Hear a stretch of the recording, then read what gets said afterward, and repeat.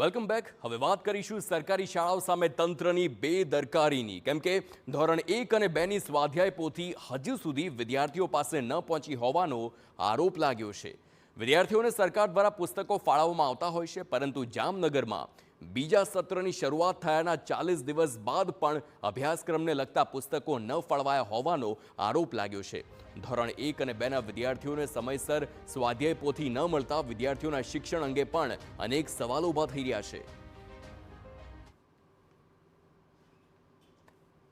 રાજ્યની મોટાભાગની શાળાઓમાં ધોરણ 1-2 માટે જે ઉપયોગમાં લેવામાં આવે છે એ બુક્સ હજુ સુધી શાળાઓમાં ઉપલબ્ધ થઈ નથી.